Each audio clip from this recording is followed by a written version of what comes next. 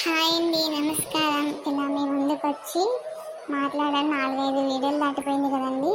అందరికీ నమస్కారం. అందరూ ఎలా ఉన్నారు? బాగున్నారా? తాగుబోతు మొగుడైతే ఎలా ఉంటుంది పరిస్థితి ఒక అమ్మాయిది అని చెప్పేసి నేను సిరీస్ ఇస్తున్నాను కదండి. బాగానే వ్యూస్ వస్తున్నాయి. లైక్స్ కూడా చేయండి, అలాగే షేర్ కూడా చేయండి మీకు నచ్చితే. అలాగే దీంట్లో చూస్తున్న పేర్లు, పాత్రలు, సన్నివేశాలు ఏవైనా కానీ కల్పిత పాత్రలు మాత్రమే అని చెప్పుకుంటూ వీడియోలోకి అయితే వెళ్ళిపోదాం. నచ్చితే లైక్ చేయండి. ఈ దరిద్రం నా కొడుకు నా మీద పడి ఏడుస్తున్నాడు. మొన్నటి నుంచి చూస్తూనే ఉన్నాను. వెనకొచ్చి నిలబడేది, మళ్ళీ లేకపోతే అమ్మగారు వచ్చినప్పుడు నా గురించి చెడ్డగా చెప్పేది చేస్తున్నాడు. అసలు ఏం అర్థం చేసుకుంటున్నాడు? ఏం అర్థం చేసుకోవాలా అవన్నీ? లేకపోతే నాకేం చెప్పెక్కి వచ్చినాడు? అసలు ఏం అర్థమే కాకున్నట్లుంది. పని చేసినా కూడా చేయలేదంటాడు, చేయకోకుంటే ఆడు చెయ్యి ఈడు చెయ్యి అంటాడు.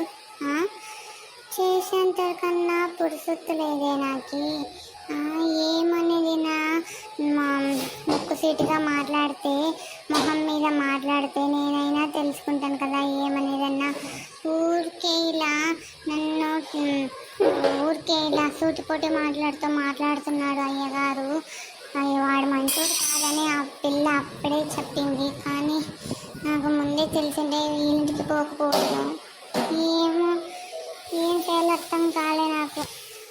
మళ్ళీ వచ్చేవాడు కంటున్నప్పుడు. ఏమ్మా మా ఆవిడతో తిట్టించానని ఆనందపడుతున్నావా? ఎట్లా నువ్వు? ఆనందపడ్డమా? నాకేం పని అయ్యగారు, నాకేం వస్తుంది మిమ్మల్ని తిట్టడం వల్ల? మీరే చెప్పినారు, మీరే తిట్టించుకున్నారు అంతే. నాతో ఏముందండి? నాదేముంది చెప్పండి? పనికి వస్తాను, వెళ్ళిపోతాను.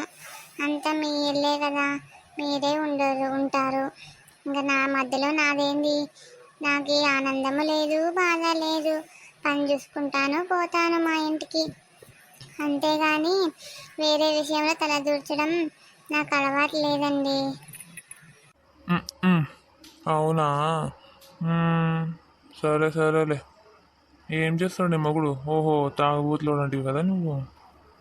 అవునయ్య గారు, కానీ మరి అంత చీప్గా అనకండి తాగుబోతులోడు అని చెప్పేసి. అవును, నీ పేరేమన్నావు? నాకు గుర్తులేదు, కొంచెం చెప్పు. నీ పేరేమన్నావు? అదే, నా పేరు గిరిజ అండి. నీతో కొంచెము పర్సనల్గా మాట్లాడాలని అనుకున్నాను. కొంచెం ఒక 5 నిమిషాలు వస్తే మాట్లాడుకుందాం. నాతో ఏం పని అయ్యగారు మాట్లాడుకోవడానికి? అమ్మగారిని కూడా పిలవండి అయ్యగారు, ముగ్గురు కూర్చొని మాట్లాడదాం అదేం మాట అని. మళ్ళీ మేమిద్దరమే మాట్లాడితే అది కరెక్ట్ అనిపించదు ఎవరికే కానీ, చూసేవాళ్ళకి కానీ. చూసే కన్ను మంచివైనా కానీ మనం చేసే పనులు అవి కాకున్నా కానీ మా ఇంటికి వస్తాయండి. ఊరికే ఎందుకు? అమ్మగారిని కూడా పిలవండి, ముగ్గురు కూర్చొని ఏమది అని చెప్పేసి విషయం మాట్లాడితే అయిపోతుంది. మీ అమ్మగారితో కూర్చొని మాట్లాడే విషయం కాదది, నీతోనే సపరేట్గా మాట్లాడాలని అనుకున్నాను. మీ అమ్మగారితో కూర్చొని మాట్లాడే విషయం అయితే దానికి చెప్తుంటాను కదా. గిరిజ అని పిలుచుకొని రా, ఒక 5 నిమిషాలు మాట్లాడాలని చెప్పి. నీతో వచ్చి డైరెక్ట్గా ఎందుకు చెప్తాను నేను? ఒక 5 నిమిషాలు మాట్లాడాలా, కొంచెం పక్కకు వస్తే మాట్లాడిస్తాను. ఇదేదో తేడాగా ఉంది, వీడితో తేడాగా పడుకున్నట్టున్నాడు. నేను నమ్మి పోకూడదో కూడా అర్థం కావాలి నాకు. ఏం చేయాలబ్బా? నీకే గిరిజ పిలుస్తున్నాను. ఒక 5 నిమిషాలు అట్లా వచ్చినావు అనుకో, కొంచెం పర్సనల్గా మాట్లాడాలా. నీకేం కావాలంటే అది నేను చేపిస్తాను కదా, నేను చూసుకుంటాను, బంగారం లెక్క చూసుకుంటాను. ఏంటయ్య గారు మీరు మాట్లాడేది? తెలుగులోనే కదా మాట్లాడుతున్నది, ఏం అర్థం కావాలి దానికి? ఒక 5 నిమిషాలు ఇట్లా రా, మాట్లాడతాను అంటే. సరే కానీ మీరు నన్ను చూసుకోవడం ఏంటి అయ్యగారు? అసలు మీరు ఎవరిని చూసుకోవడానికి? నీకు అర్థం కావట్లేదు. నీకు ఇక్కడే చెప్తాను విను, పక్కకేమొద్దు. నువ్వు నాతో నేను చెప్పినట్టు వింటూ నా దగ్గర బాగా సంతోషంగా ఉంటే డబ్బుకి డబ్బు వస్తుంది, బంగారంకి బంగారము వస్తుంది. నీకేం కావాలో అది ఇప్పిస్తాను, చేస్తాను. అసలు కష్టాలే రాకున్నట్లు నేను చూసుకుంటాను. మీ వారిని ఏమీ విడిచిపెట్టి రావద్దులే కానీ నువ్వు అప్పుడప్పుడు నాతో వస్తూ పోతుంటే చాలు.